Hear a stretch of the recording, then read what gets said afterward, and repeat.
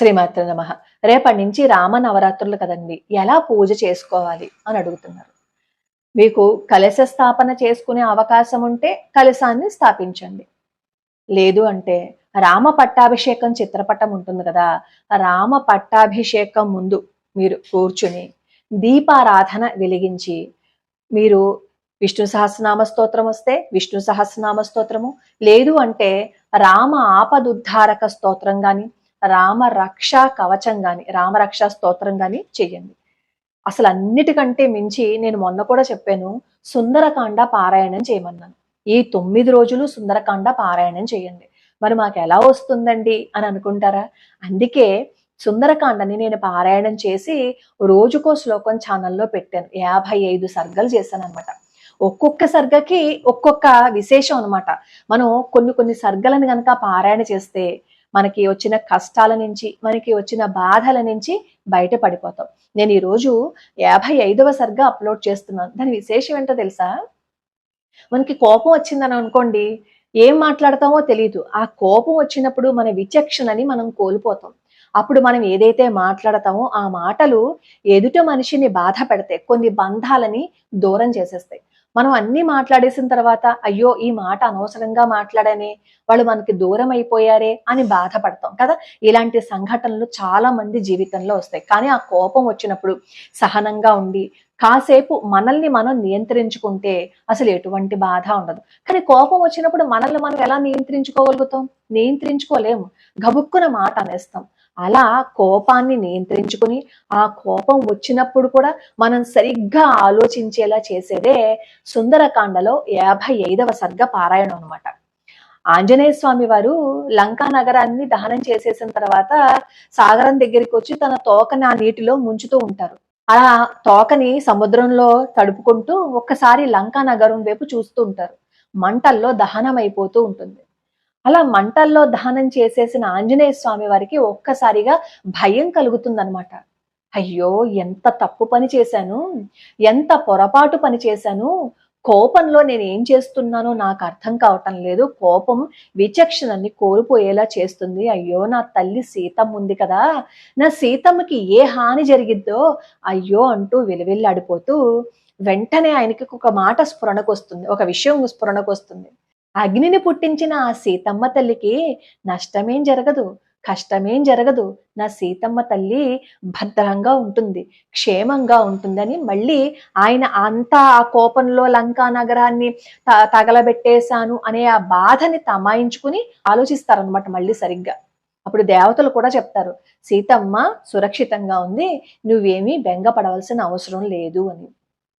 55వ సర్గని గనక పారాయణ చేస్తే ఆ కోపం ఏదైతే ఉందో ఆ కోపం వచ్చినప్పుడు మనం విచక్షణని కోల్పోకుండా అంత కోపంలో కూడా సరిగ్గా ఆలోచించేలా చేస్తుంది అనమాట ఈ సుందరకాండ 55వ సర్గ. సరే, నాకు నిన్న ఎవరో కామెంట్ పెట్టారు, మరి 63 సర్గలు ఉన్నాయి కదండి, ఎలా చదువుతామండి 9 రోజుల్లోనూ అని. రోజుకి 8-9 సర్గలు చెప్పుని చదువుకున్నాము అని అనుకోండి, హాయిగా 9 రోజుల్లో అయిపోతుంది. ఒకవేళ మీరు పారాయణ చేయలేకపోయారు అనుకోండి శ్లోకాలు, వచనం చదవండి. ఈసారి రామనవరాత్రులకి సుందరకాండ వచనం 9 రోజుల్లోనూ పూర్తి చేసేసుకోవాలి అని నిర్ణయం చేసుకోండి. పూర్తి చేసేయండి. ప్రయత్నపూర్వకంగా మనం చేసే ఏ పనైనా సత్ఫలితాన్ని ఇస్తుంది. ఏ పనైనా అంటే మంచి పని. ధర్మం కోసం, సత్యం కోసం మనం ఒక మంచి పని చేస్తున్నాము అంటే ఆ పని చేయటం వల్ల మనకి మంచే జరుగుతుంది. కాబట్టి ప్రయత్నపూర్వకంగా సుందరకాండ వచనం ఈసారి చదవండి. ఈ నవరాత్రులు అయిపోయిన దగ్గర నుంచి నేను సుందరకాండ పారాయణ చేశాను కదా, రోజుకి ఒక సర్గ వినండి. ముందు వింటే ఏమవుతుందంటే వినంగా అలవాటు అయిపోతుంది. అలా అలవాటు అయిపోయింది అనుకోండి, హాయిగా చక్కగా మనమే పారాయణ చేసుకోవచ్చు కదా. కాబట్టి ఎవరికైనా మేము ఈ కోపం నుంచి బయట పడలేకపోతున్నాము అని అనుకునే వాళ్ళు సుందరకాండలో 55వ సర్గ పారాయణ చేయండి. సరే, మరి ఈ నవరాత్రులంతా ఎలా చేయగలుగుతామండి, నియమాలు పాటించాలా అని అడుగుతారు. మనం ఏదైనా ఒక పని చేస్తున్నప్పుడు కొన్ని నియమాలు పెట్టుకున్నాము అని అనుకోండి, అంటే మనం పాటించగలిగినవి మనకి మాత్రమే, అంటే మనం మాత్రమే పాటించాల్సినవి ఉంటాయి కొన్ని నియమాలు, అవి పాటిస్తే సరిపోతుంది. బ్రహ్మచర్యం పాటించాలా అండి అంటారు. బ్రహ్మచర్యం పాటించడం అందరికీ కుదరదు. కానీ మనం నీతిగా, నిజాయితీగా, ధర్మంగా ఎవరిని ఇబ్బంది పెట్టకుండా, ఇంకొకరికి కష్టం కలిగించకుండా, మనం ఎప్పుడు చెత్త మాటలు మాట్లాడకుండా భగవంతుడి ముందు కూర్చొని ఆయన పాదాలు పట్టుకుని సుందరకాండ పారాయణ చేస్తామనుకోండి, ఆయన అనుగ్రహం ఉంటుంది ఖచ్చితంగా. మనం ధర్మాన్ని తప్పకూడదు అంతే, మనం సత్యాన్ని తప్పకూడదు అంతే. కాబట్టి అయ్యో నేను నియమాలు పాటించలేకపోతున్నాను, నియమాలు పాటించలేకపోయినా సరే ఈ నవరాత్రులు చెయ్యొచ్చా అనే బెంగ లేకుండా హాయిగా చక్కగా పొద్దున్నే స్నానం చేసేసి సుందరకాండ వచనమైన చదవడానికి ప్రయత్నించండి. అలాగే పొద్దున్నేమో లలితా సహస్రనామ స్తోత్రము, అలాగే సాయంత్రం కూడా లలితా సహస్రనామ స్తోత్రము చేయండి. ఒకటే సమయానికి చేయడం గనక మీరు అలవాటు చేసుకున్నారు అంటే శక్తి వస్తుందన్నమాట. మీరు కూర్చున్న ఆ ప్రదేశానికే శక్తి వస్తుంది, మీకు కూడా ఒక డిసిప్లిన్ అనేది అలవాటు అవుతుంది. మనం ఏం చేసినా క్రమశిక్షణ అనేది ఉండాలి. ఆ క్రమశిక్షణే మనం జీవితంలో ముందుకు వెళ్ళేలాగా చేస్తుంది. అయితే ఈ రోజు అమావాస్య కదా, అమావాస్య రోజున ఈ పటాలు అవన్నీ శుభ్రం చేసుకోవచ్చా అని చెప్పి అడుగుతున్నారు.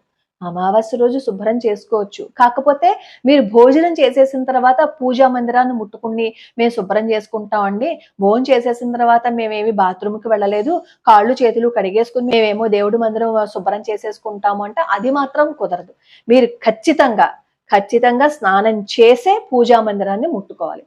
అలాగే 5వ రోజు స్నానం అయిపోయిన తర్వాత ఖచ్చితంగా దేవుడి మందిరం మనం శుభ్రం చేసుకోవాలా అని అడుగుతున్నారు. అలా ఏం లేదండి, నెలకి 2 సార్లు ఎలాగో శుభ్రం చేసుకుంటాం కదా, 15 రోజులకోసారి మొత్తం అన్ని శుభ్రంగా తుడుచుకోమా, అలా 15 రోజులకోసారి శుభ్రం చేసుకోండి. శుక్రవారాలు మంగళవారాలు కాకుండా మిగిలిన రోజుల్లో మీరు శుభ్రం చేసుకోవచ్చు. అయినా మీ సంప్రదాయాన్ని అనుసరించి మీరు ఏం చేసినా దానికి ఏమాత్రము ఇబ్బంది అనేది ఉండదు.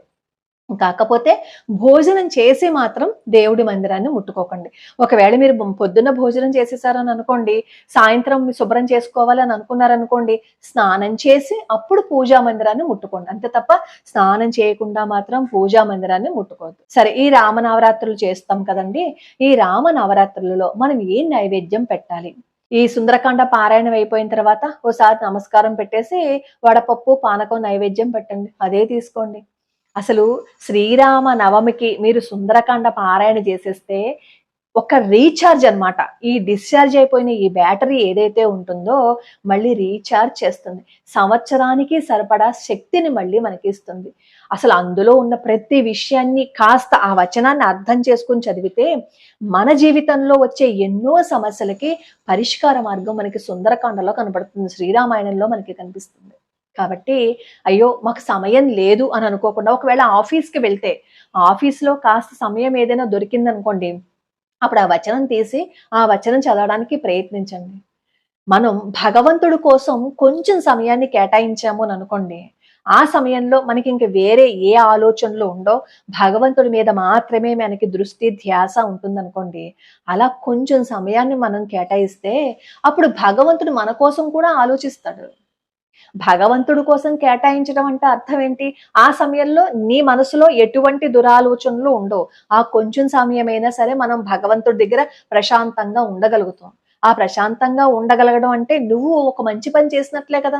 నువ్వు మంచి చేస్తే ఆ మంచి పనికి ఫలితం వస్తుంది కదా. మరి నువ్వు చేసిన మంచికి భగవంతుడు అనుగ్రహాన్ని ఇవ్వకుండా ఎలా ఉంటాడు చెప్పండి? ఒక్క 5 నిమిషాలు నువ్వు భగవంతుడి కోసం కేటాయిస్తేనే నీ కోసం ఆలోచిస్తారే, అలాంటిది నువ్వు పరిపూర్ణంగా ఈ ద్వేషము, కోపము, ఈ చెత్త మాటలు ఇవేవైతే ఉన్నాయో అవన్నింటినీ వదిలిపెట్టి, రామా నువ్వు తప్ప నాకు ఇంకెవరూ లేరయ్యా, మీకు ఎవరైతే ఇష్టమో వాళ్ళనే పట్టుకోండి, వాళ్ళ పాదాలే పట్టుకోండి, నువ్వు తప్ప నాకు ఇంకెవరూ లేరయ్యా అని పట్టుకుని ఒక్కసారి ప్రయత్నం చేసి చూడండి, జీవితమే మారిపోతుంది. ఈ రామ నవరాత్రులలో ఎవరు సుందరకాండ పారాయణం చెయ్యాలి అని అనుకుంటున్నారో కనీసం వినండి. నేను రోజుకో శ్లోకంలో అప్లోడ్ చేశాను, కనీసం వినడానికైనా ప్రయత్నించండి, వచనం చదవడానికైనా ప్రయత్నించండి. ఎవరు మొదలు పెడతారో, ఎవరు మొదలు పెట్టాలి అని అనుకుంటున్నారో కింద నాకు కామెంట్ల రూపంలో తెలియజేయండి. ఒకవేళ ఈ 9 రోజుల్లో పూర్తి చేయలేకపోయారు అనుకోండి, మీరేం బెంగపడక్కర్లేదు. అయ్యో మేము మొదలు పెట్టేశాము, మేము పూర్తి చేయలేకపోతామేమో, సగంలో వదిలేస్తామేమో అని భయపడవలసిన అవసరం లేకుండా రేపటి నుంచి మొదలు పెట్టండి. ఎప్పటికైతే అప్పుడే అవుతుంది.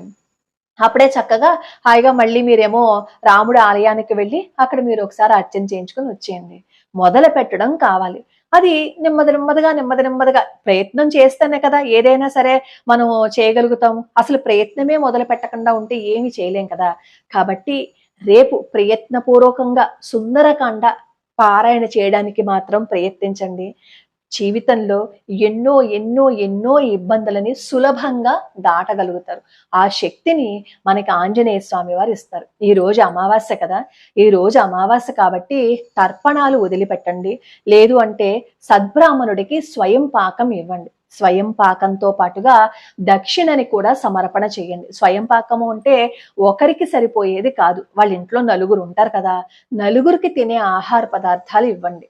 ఇచ్చి మేమేదో ఉత్తి పుణ్యానికి దానం చేసేస్తున్నాము అనే భావనతో కాకుండా, ఇది ఇచ్చే అవకాశాన్ని భగవంతుడు నాకు ఇచ్చాడు అని చెప్పి దక్షిణతో సహితంగా స్వయం పాకాన్ని సమర్పణ చేసి వాళ్ళ కాళ్ళకి ఒకసారి నమస్కారం చేస్తే వాళ్ళు ఆశీర్వచనం చేస్తారు.